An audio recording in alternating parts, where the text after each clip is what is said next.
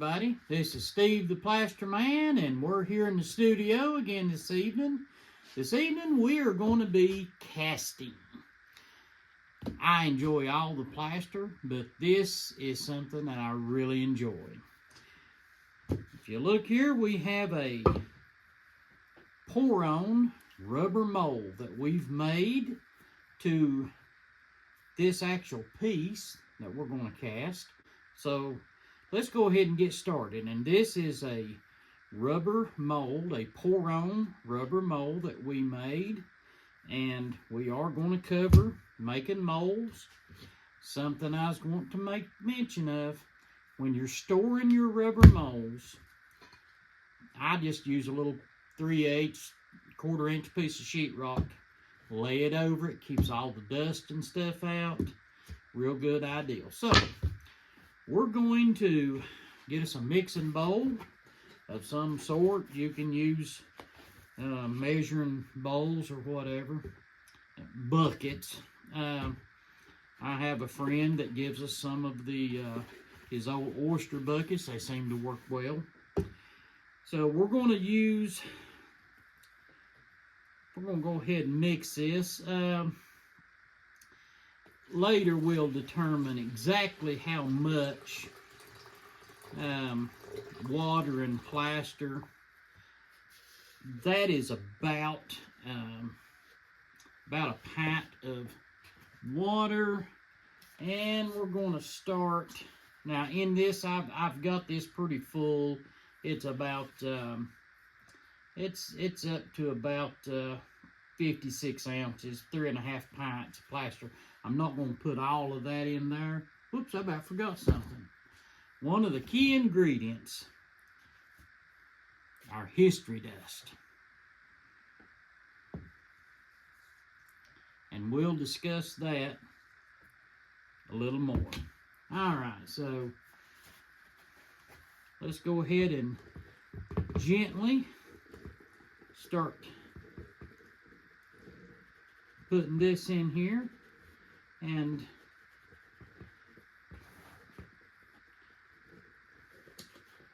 like I say, I don't think it's going to need all of that. Now I'm going to let that kind of slake. We are going to spray a release agent in here. And I'm going to just, I've got, what this is a, it's a product that you can get at health food stores. I'm not going to name a specific name. It's a kind of like a mild detergent. And we put a little bit in water, and we're just going to mist this just a little bit, let it float down in there. And so next thing we're going to do is stir this up a little bit. So we've got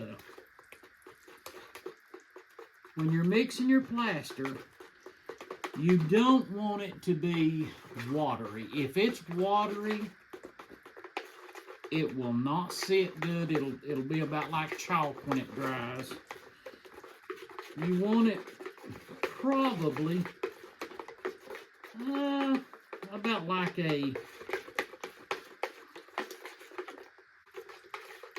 perhaps a gravy.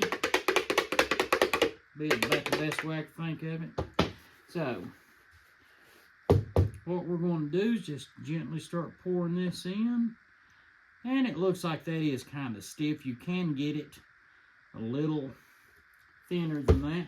Now, since this is a flexible rubber mold, what we want to do is to get all the air bubbles out. Now, you can use your finger or a little stick or something. You can kind of lightly, you don't want to do anything to damage your mold, but you want to gently get around there and get some of those air bubbles coming up. You can shake it or tap on the sides of it. And the other thing is, put a little bit down in here. What you want to do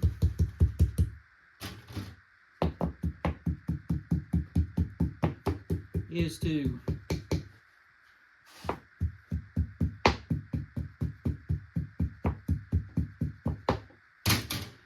these are some little skewer sticks, wooden skewer sticks.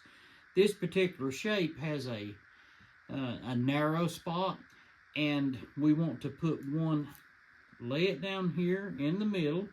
We're going to push it down with another one, and that's going to give it a little extra support.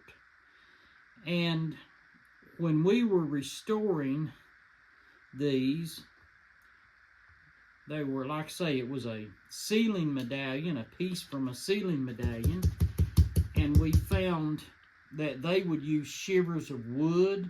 Looks like they had just taken their knife and sliced a piece off of a board.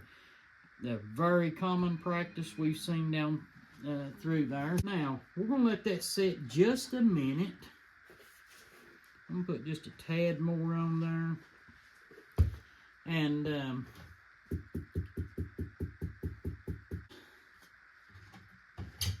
it's about ready to wipe down. And I'm just going to shake that back off in there. I have some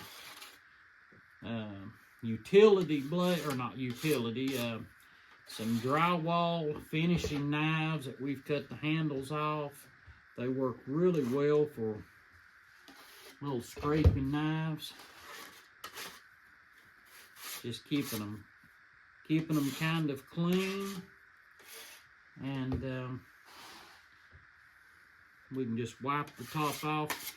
Molding plaster is what we are using. I don't know if I mentioned that. And molding plaster, as with all gypsum plasters, has a positive expansion. This particular brand has a low positive expansion, but that's one reason you need to, it's good to cast them in a rubber mold. This will generally takes about, depending on the humidity and the temperature and all, and how warm your water is now, anywhere between about 20 and 45 minutes for this to be demolded. Alright guys, we turned the camera off for a while this was sitting up. You don't want to pull these too soon, or even though the back of it may be hard, the inside may not be totally cured. So wait the extra amount of time. When you feel it starting to heat up, you know it's getting close. I like doing the fingernail test. If I stick my fingernail in and it goes in pretty soft, I'm waiting a little longer. And that's warming up pretty good. You can also, like this excess that's fell over, let's see if it's it's setting up pretty good. I feel this is really warmed up now. Thumbnail, it looks like, so I believe we're ready to demold this. And then the demolding, where's my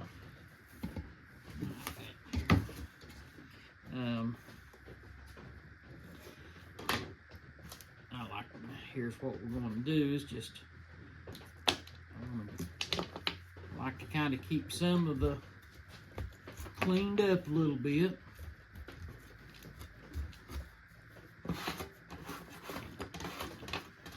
But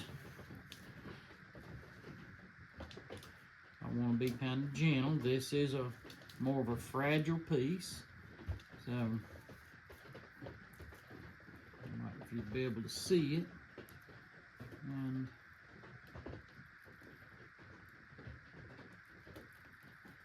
there it is. Now, if you notice that we have, when we pulled it, we call this the flange.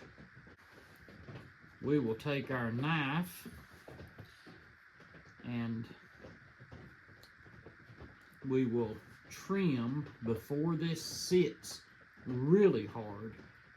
When it's dry, it's pretty hard, so you want to do it before all the moisture is out of it, and you want to just go through back here and lightly trim this up like this right here. Go all the way around, clean up the flange area. Has a little place in it you can lightly detail it in. This is a pretty good piece. I do have a few little bubbles in here. I probably should have beat it a little more to get some of the bubbles out. You can see that's something I need to be cautious with. But now this piece, whoever sculpted this particular design, I think they said that they were in homes that was around from between the 1840s, 1860s.